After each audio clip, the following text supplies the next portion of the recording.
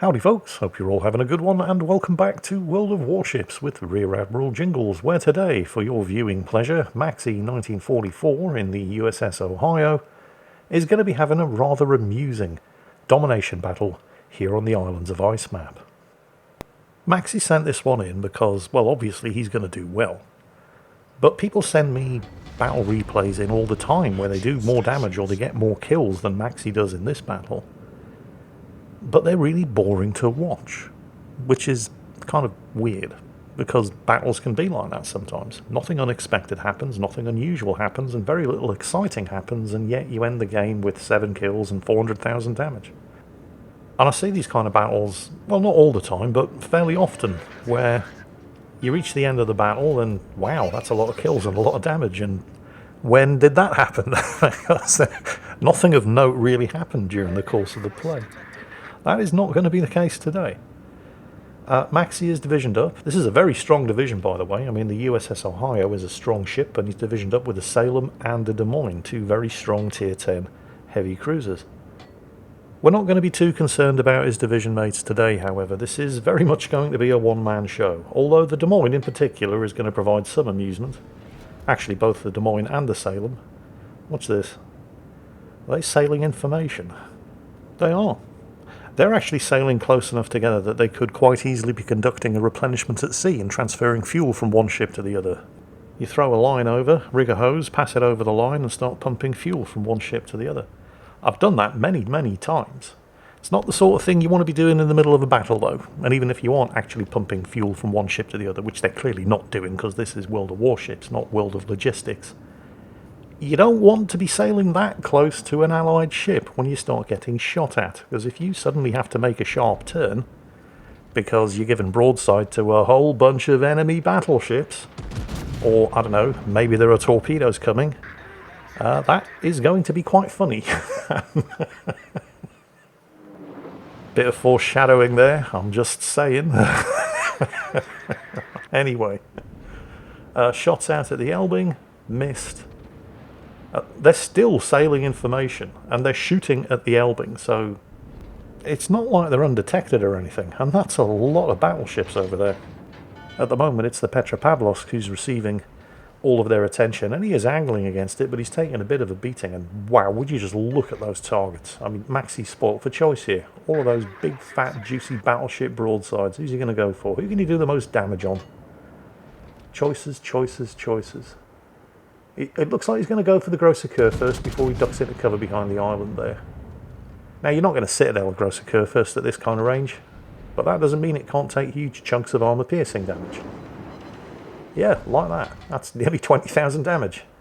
Meanwhile, our friends in the Salem and the Des Moines, well, mostly the Des Moines, but the Salem isn't having a particularly good day either, have just found out the hard way that sailing information broadside on to a whole bunch of battleships and a destroyer might look nice in the video, but it gets you bitch-slapped into the middle of next week.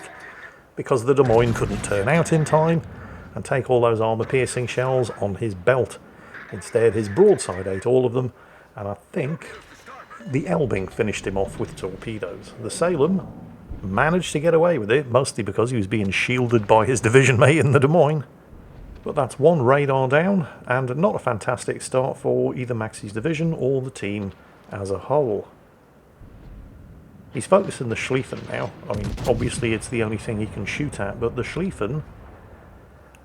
I'm not saying the Schlieffen's a bad ship, far from it, but it only has 27mm bow plating. Actually, we'll talk about Overmatch more in detail later on in this video, but what you need to know is that while the Schlieffen is a very, very powerful ship, it is not very tanky.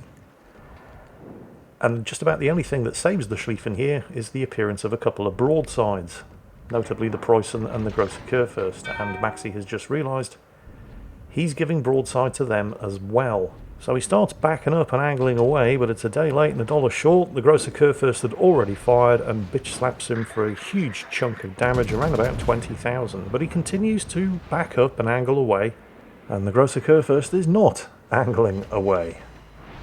And yeah, like I said, at that kind of range you're never going to citadel a Grosser Kerr first. Its turtleback armour basically prevents it from being citadel at anything other than point blank range, but you can still do huge chunks of armor piercing damage to it. And now the Grosser Kurfürst and the Preußen are both basically giving nice big flat broadsides to him while he is nicely angled against them. So, okay, fine. We'll take it. Maxi is now, however, within secondary gun battery range of both the Grosser Kurfürst and the Preußen, and that is a bad place to be, so he starts accelerating while still angling, something that neither the Grosser Kurfürst nor the Preußen are doing. The Shimakaze has just dumped a care package into the water, special delivery for the Grosser Kurfürst. Delivery in 3, 2, 1, there it is, and Maxi shells arrive a second later, and there's his first kill. Switches targets to the Preußen, who has learned his lesson. He's now angling his belt. It's going to be a more difficult target than we anticipated. Hang on a second, is he... what? Okay. Never interrupt the enemy when they're making a mistake. It's very, very rude. Shots out for the Preußen. Oh, that was kind of disappointing, actually. Yeah, you know a target was begging for a paddling when you do 10,000 damage to it, and that was disappointing. But the Preußen is definitely not going to survive this. He's been focused pretty heavily. And, yeah, he's angled in a little now, so Maxi raises his sights, goes for the superstructure shot, and, yep, kill number 2. Right, so one Grosser Kurfürst and one Preußen disposed of in short order. Thanks for your service and all that. Now, where's the Schlieffen? There he is. You thought we'd forgotten about you, didn't you? Now, the Schlieffen, who has just run out of friends and is a particularly flimsy Tier 10 battleship, having just witnessed what happened to the Grosser Kurfürst and the Preußen, which are two rather tanky Tier 10 battleships, is of course now turning around and getting the hell out of there, particularly since he's on very low health and is still spotted, right? Yeah, not so much. He continues to attack. The only good thing you can say about the Schlieffen is that he is at least angled. But remember I said we'd talk about overmatch later. The Schlieffen's bows are only 27mm thick. So even though the Schlieffen is trying to angle, when somebody's shooting at you with 18-inch guns, yeah, I mean, it's only a matter of time before that happens. Now, the Shimakaze over there was running in there to do an attack on the Schlieffen, and then the Des Moines popped up, and the Shimakaze obviously didn't want to get radared, so he backed off. But the Des Moines has just run out of friends, and he's trying to duck into cover behind the island there. Maxi, however, has anticipated that move perfectly. Look at these shots. Oh, that was beautiful. And that's kill number 4. And with the exception of the carrier all the way down there, and even with the spotting aircraft, he's never going to hit him from this range. And that is basically every enemy ship on this flank dead. Which means the Shimakaze should have a nice clean run into the cap circle down there at Charlie. Although we might have to at least watch out for enemy aircraft. But other than that, no problems. So, I did say we'd have a bit of a talk about overmatch. Many of you probably know what overmatch is, but for the benefit of those who don't, if your guns overmatch the armour of whatever it is that you're shooting at, there are basically no ricochet checks made. You will never bounce off a target whose armour your guns overmatch. You will slice right through like a hot knife through butter, and at the very least, you will do armour-piercing penetration damage. You might do citadel damage, but you cannot bow tank. And by that I mean what the Schlieffen was trying to do earlier. Point the nose of your ship towards the ship shooting at you and hope to take ricochets off your angled bows. That will not work if the ship shooting at you overmatches your bow armour plating.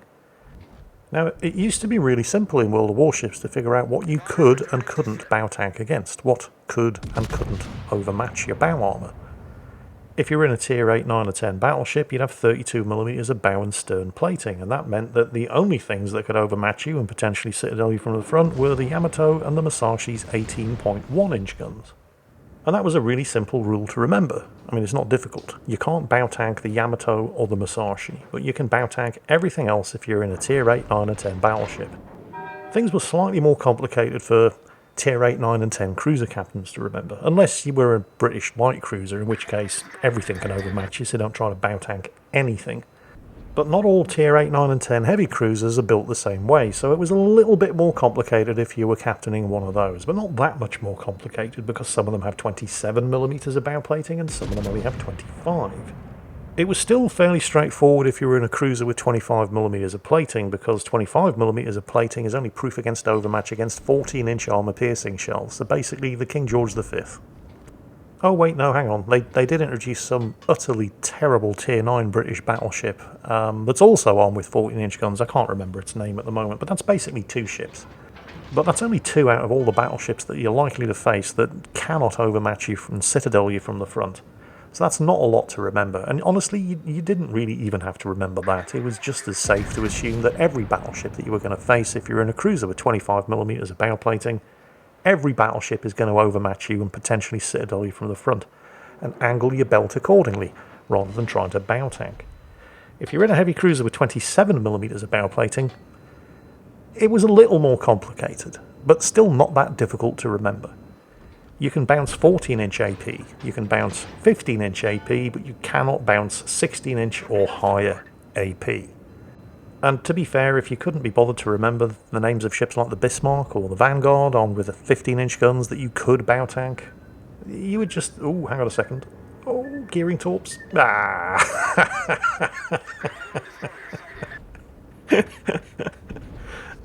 Yeah, it's always satisfying when that happens. Right, anyway, where were we? Oh yeah, 27mm bow plate and heavy cruisers.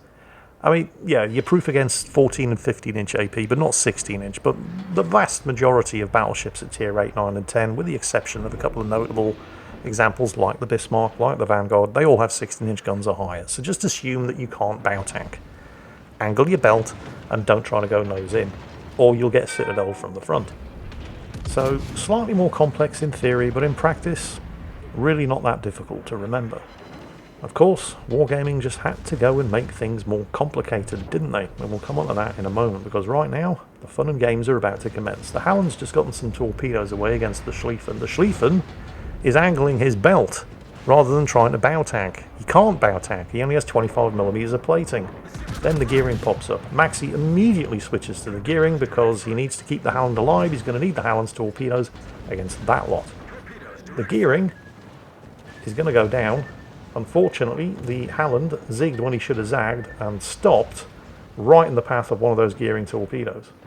Didn't kill him though, and with the gearing and the Schlieffen dead, the Halland has managed to go undetected. Unfortunately, instead of backing off, the Halland is... I mean, it's debatable whether or not Maxi would have avoided that torpedo. He saw them coming, he tried to avoid them, but the Halland pushing him into them certainly didn't help. And the Halland, I believe, took a stray shot from the Zhao, because instead of disengaging, he was pushing into Maxi. And that was probably a shot that was aimed at Maxi that accidentally hit and killed the Halland. So Maxi now has the dubious honour of trying to take on a full health Montana and a stealthed Zhao without the support and torpedoes of the Halland. He's down to 25,000 health. I mean, he's trying to recover, but he keeps getting hit. That is basically a full health Montana. And there is a Zhao on the other side of the island, and the Zhao's 8-inch high explosive shells don't mess around either. We're down to 3 ships per side here, and Maxi's team do have 2 of the caps and a slight points advantage. Well, it's a good points advantage, but it won't be a good points advantage for long if Maxi goes down without killing one or both of these guys. So it looks like he's going for the ram here. He's going to shoot the Zhao and ram the Montana, and that would be a very, very good exchange. Until he sees the broadside the Montana's given him, and then he has a much, much better idea. Yeah, where's your full health now, sunshine? The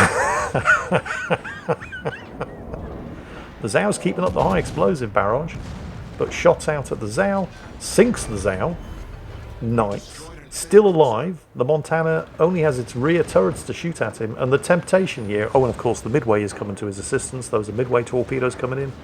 There's a lot of them. Individually, they don't do a lot of damage because they're airdrop torpedoes, but still, there's a lot of them. And the Montana did not learn his lesson the first time. He's desperately trying to get those front turrets swung around. Yeah, you do that, mate. You expose that broadside in order to get those front turrets harmlessly bouncing 16-inch armour-piercing shells off Maxi's armoured belt. You do that. Maxi is resisting the temptation. He could swing the rear turret out in order to get them firing, but... well, the Montana might be waiting for it. It would get you killed. If there are mistakes going to be made here, he is quite happy to allow the Montana to be the one to make them. And the Montana is only too happy to oblige. There we go, 16-inch armor-piercing shells straight into the heavily angled armoured belt of the USS Ohio. No damage taken. Midway's coming to the rescue. Here go the dive bombers, and the Midway's the one who gets the kill. But extremely well played from Maxi 1944 to survive that. That was a full health Montana and a Zao. He would have done well to kill one of them. And he got both and survived by the skin of his teeth, but he survived. That just leaves the enemy carrier, who did sink his division mate in the Salem, but the Salem got him down at very low health and has communicated that to the Midway. He's an easy kill, go and finish him off. Maxi now just has to avoid the Immelmann's torpedo planes, and while he's doing that, how exactly did Wargaming make the whole overmatch situation needlessly complicated? Because it was relatively simple to remember. Tier 8 9 or 10 battleship, 32mm of plating, can't bounce the Yamato or the Musashi. Tier 8 9 or 10 cruiser with 27mm of plating, cannot bounce 16-inch or higher armor piercing.